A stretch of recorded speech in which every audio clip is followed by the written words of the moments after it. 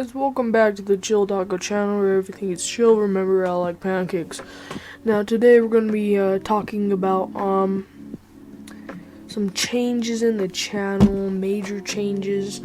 The content of my channel is going to change, my post consistency is going to change, everything, but I'll talk about that at the end of the video. Right now, let's get on to the main subject of today, which is, was Batman ever a murderer? Well, let's go ahead and take a dive into this Bruce Wayne Fugitive storyline. I was wondering if maybe you'd like to go to the beach and maybe get a coffee after or something, if that's alright.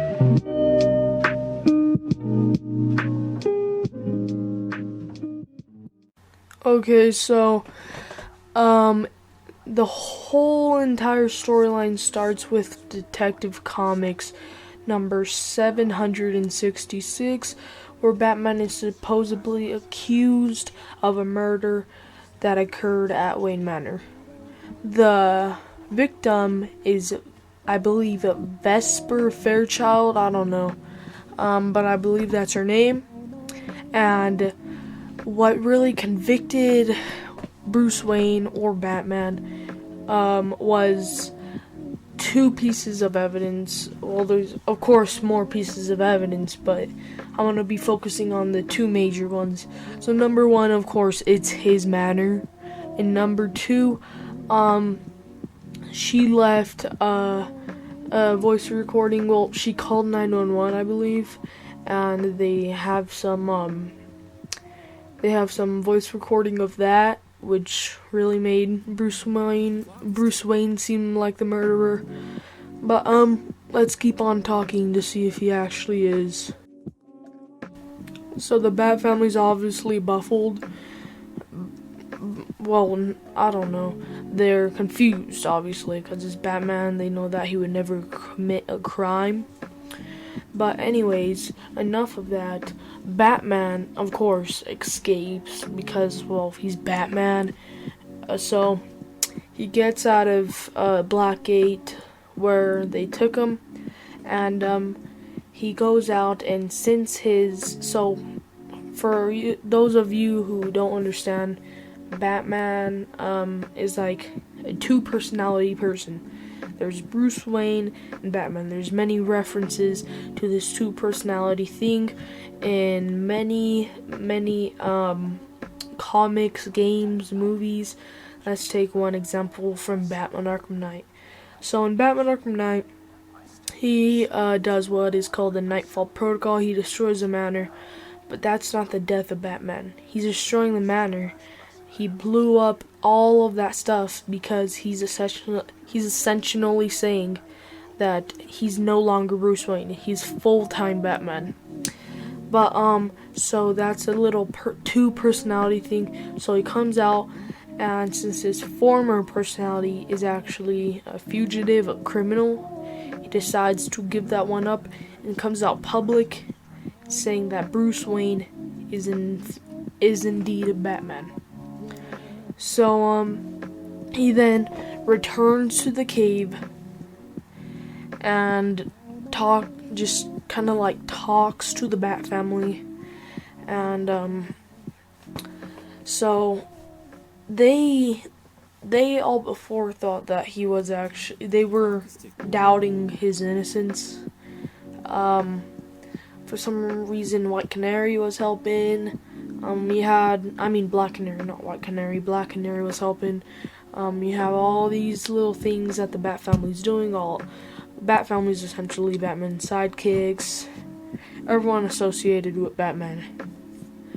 But anyway, so they're doubting his innocence, but they're investigating further until Batman uncovers something shocking. So what he basically uncovers is that David Kane is in fact the murderer. So I guess David Kane and Bruce Wayne, David Kane was not a really big fan of Bruce Wayne whatsoever, at all. So David Kane kind of set up Bruce Wayne to get arrested, and he's actually the murderer who killed Vesper Fairchild. So this whole time, it's like, hey, Bruce Wayne's a murderer. And then another time you're like, oh no, Bruce Wayne isn't a murderer.